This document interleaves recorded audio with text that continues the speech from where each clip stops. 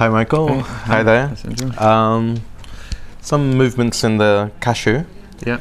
Last time we discussed this, we felt there was a short-term upward trend as African material came into the processing areas like Vietnam, and we felt that these price rises would go when enough stock was in the market to saturate it. Yeah. But the raw cashew nut market has, I think, been progressing upwards. Is that correct? Yeah. The raw seed price has gone up another $100 or so, maybe a bit more. Right. At the moment, the kernel prices have gone up, but they haven't gone up as much, and there's equivalent in proportion with the raw seed. Right. It keeps going up because the shipments are late from Africa. Okay. We're hearing the crop yields are not as good as last year.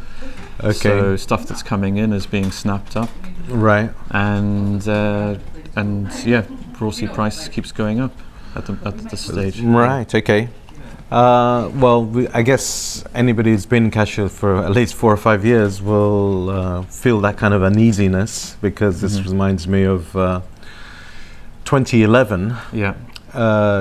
The year when it went up to about 450 before falling back probably to about 370. Or lower. Yeah. Do you think we're in for the same kind of thing?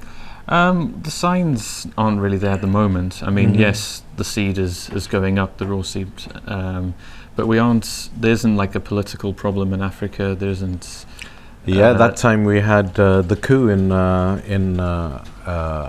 Ivory Coast, it was a war situation, and you couldn't load boats and all that kind of stuff. So there was a real supply problem. Yeah. At the moment, it's just a bit late. Okay. We haven't had these major defaults that we had in 2011 so far. That's the spiral of default. People have to buy in again, prices go up. Default, price, people have to come back in. That spiral is the dangerous thing. And it gets up and up and up. Yeah. So we're not like at that stage at all. And as I say, at the moment, raw seed is late. There is buying demand, which is keeping it ticking over.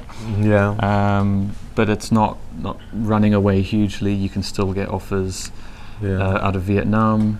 I think it's maybe it could last a bit longer than we initially thought on the last video, so maybe things are going to be tight in May and June. Yeah, there are some other significant differences. There's the discounts for brokens. I mean, there was a time when you could assume that brokens would yield you 50% of the price of whole, and now we're seeing 10%, 15% difference to LP to W320. That is a big difference. Broken grades are up a lot, so obviously although yield is down, but you are getting more from your final output. Getting more money for your final stuff. And there's this other sort of concept which is like a sort of paradigm shift kind of concept that historical pricing kind of moves up in steps. Things change. I suppose wages are higher, and just the general sort of it's cost of living. Cost of living goes up. And maybe you can say the value of money.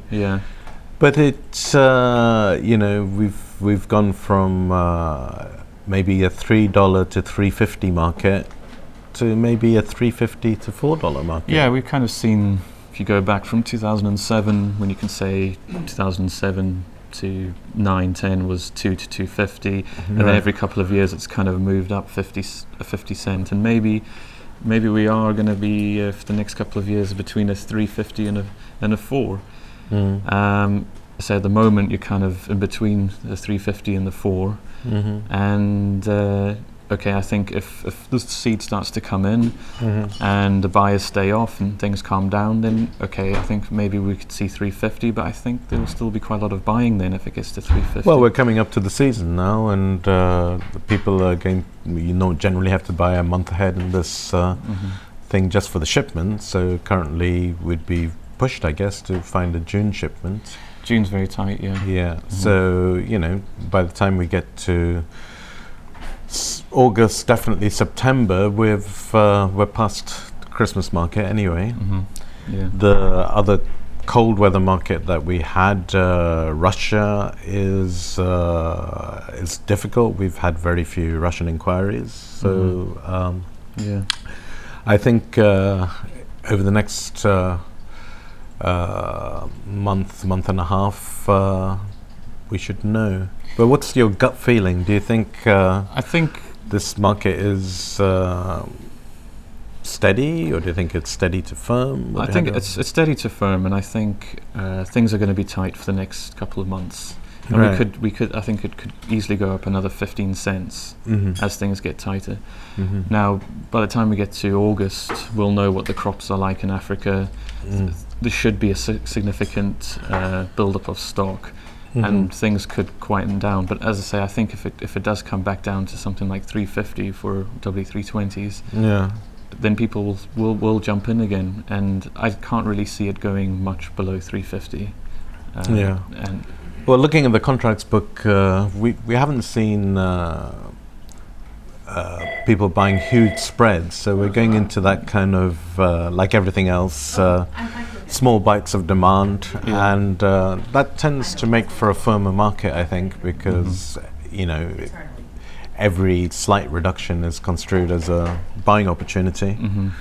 yeah, I mean, also when you look at cashews in general compared to almonds, which are $1 more, Yeah, they represent quite good value I think for they money. do represent good value for money. So provided there are no major defaults, then I think this market is going to stay pretty steady. Yeah. Yeah. Okay, so basically supply's asked a question, and now demand has come up with the answer. We'll have to see over the next 6 weeks. Yeah. Okay, thanks Yeah. very much, Mike. Okay. Thank you. Cheers.